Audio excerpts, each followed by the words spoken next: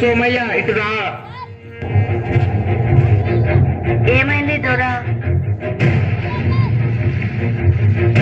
ఈ దస్తావేజుల పైన సంతకాలు పెట్టు.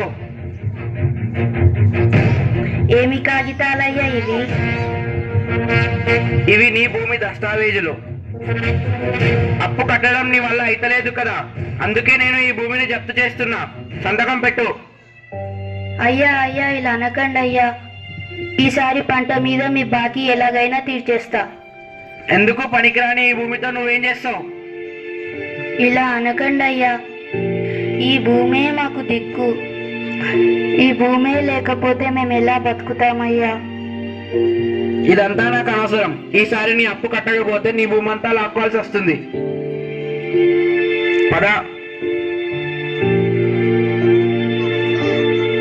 బాధపడకు సోమయ్య, నా దగ్గర ఒక మంచి ఆలోచన ఉంది.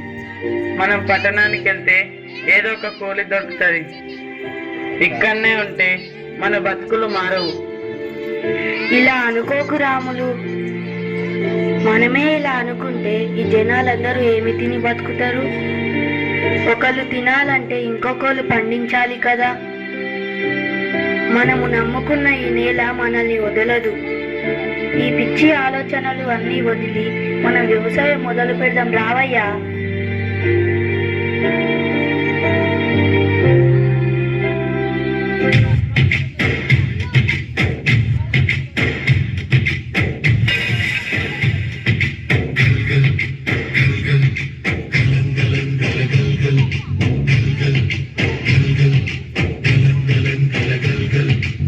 ఆకాశం తాకేలా వడగాలై ఈ నేల అందించే ఆహ్వానం ప్రేమంటే, ఆరాటం తీరేలా బదులిచ్చే గగనంలా వినిపించే తడిగానం ప్రేమంటే, అణు అణువును మీటే మమతల మౌనం పద పదమంటే నిలవదు ప్రాణం ఆ పరుగే ప్రణయానికి శ్రీకారం.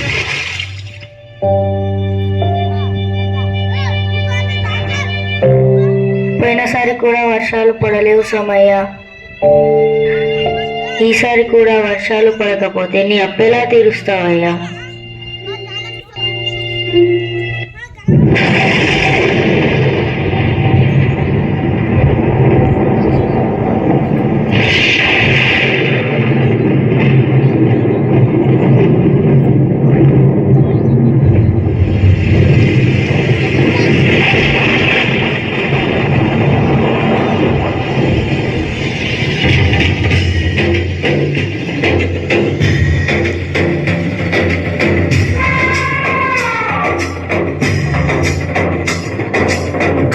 ఘల్లు మని సిరిము వల్లే చినుకే చేరగా, జల్లు జల్లు మని పులకింతల్లో పుడమే పాడగా, కల్లు మని సిరిము వల్లే చినుకే చేరగా, జల్లు జల్లు మని పులకింతల్లో పుడమే పాడగా, హరిల్లు ఎత్తి కరిమబ్బు బాణ బాణాలు వేయని, నిలువెల్ల మనసు వడగళ్ళు తాకి కడగళ్ళే తీరని, జడివాన జాడతో ఈ వేళ జన జీవితాలు చిగురించేలా, రాలసీమలో ఈ వేళ రతనాల ధారలే కురిసేలా.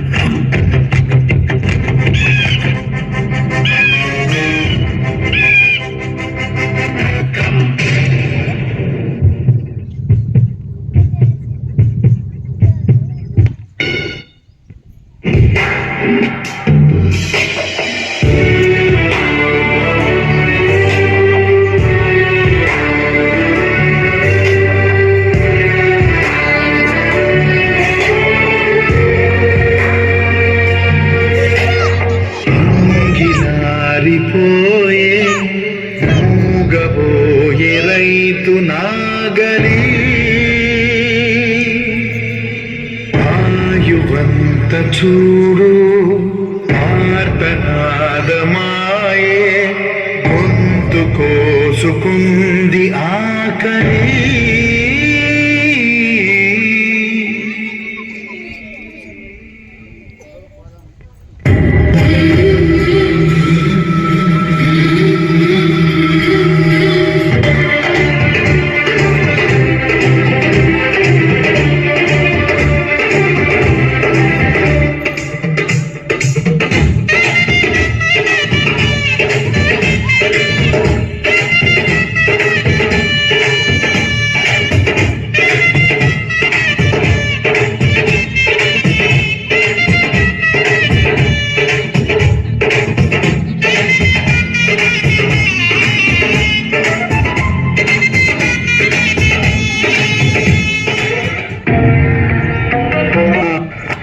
అమ్మా అమ్మా ఆకలి ఆకలి ఆకలిస్తుందయ్యా.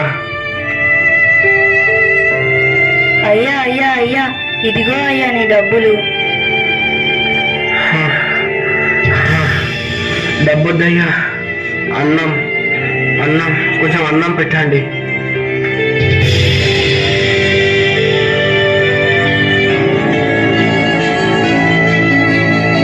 నన్ను క్షమించు సోమయ్య. ఇన్ని రోజులు డబ్బున్న అహంకారంతో నిన్ను చిన్న చూపు చూసిన, నిన్ను చాలా బాధ పెట్టిన.